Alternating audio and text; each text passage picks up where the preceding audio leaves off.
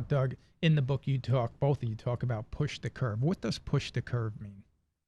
Well, funny you mentioned that, Frank. I have a little diagram here. I don't know if it'll show Hmm. up too well. Yeah, okay. Yep, I see it. Yep, you got it in there. I got it. All right. All right. I want to get the glare off of it. See? All right. Yeah. Okay. So your standard bell curve, right? Every firehouse is comprised of the standard bell curve. And you say to me, but Doug, there's good firehouses and there's great firehouses. And, how is there a difference between a good firehouse and a great firehouse? So I've got two axes here, right? I got our firefighter axis and I've got our excellence axis. This axis goes from mediocre to excellent.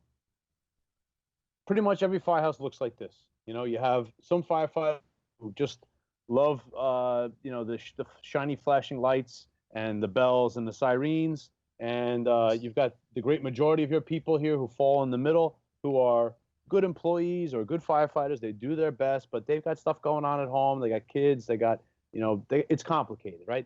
It's complicated. And you got your excellent firefighters, right? Those who are learning on their own, who are going out of their way to striving for mastery. They're combat ready. They want to go and do their job, and they want to do it well. And that's pretty much every firehouse, the standard bell curve. So how do you push the curve to excellence? How do you push? What's the difference between a good firehouse and a great firehouse? How do we get this line to be pushed in this direction? So our standard bell curve is always going to exist. You're still going to have those firefighters who are on your team and are on your hose line and are doing your search with you, who may not be the best at it. Right. But you're going to have more firefighters who fall into that excellent category and want to be better firefighters. And that is the job of the company officer. That is the job of the senior, to get those senior firefighters, to get those firefighters on board. Because remember, every day you go to work at the kitchen table, the same team is there. Whether it's my kitchen table, whether it's yours in Kearney, whether it's Dan's in Fairfax, that's the exact same kitchen table. And everyone is on the team. Everyone's on the team. So if we're pushing in, making an advance with the hose line, and we have mediocre firefighters on our team, well, that's not gonna help our cause. But if we drill and train and push the curve forward to excellence, and get more firefighters ready to go to work, ready for that fire of their career, when it's on and we have to perform, and when we have to perform, we all know the stresses that we're under. We have to perform flawlessly. Yeah. To provide, listen, every 64 seconds in the United States of America, there is a residential building fire. That is the statistic.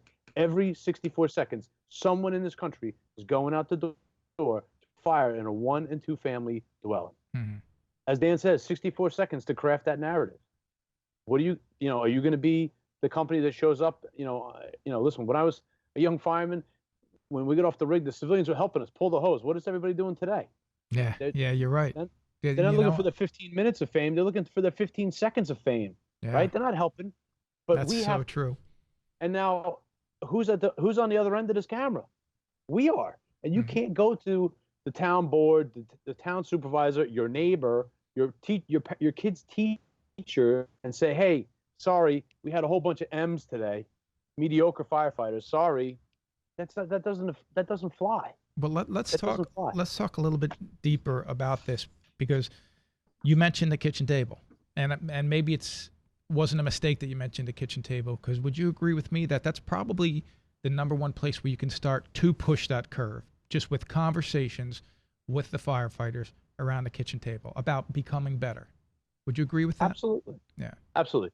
Attitude and actions. It starts with each person. Each person has the ability to start to push that curve. Everyone wants to be part of something cool. And if you make something cool and you get some buy-in, that's what you're looking for, is buy-in. Yeah. And understanding that we want to be better at our jobs, so we're making our citizens safer. It's not that, this guy's a super buff. Like, oh, come on, man. This ain't Bedrock, but we're the town over from Bedrock, and if nothing burns in Bedrock, then, what's the chances of us going to a fire today? Come on. Let's get back in the lounge lizard. All right, here we go.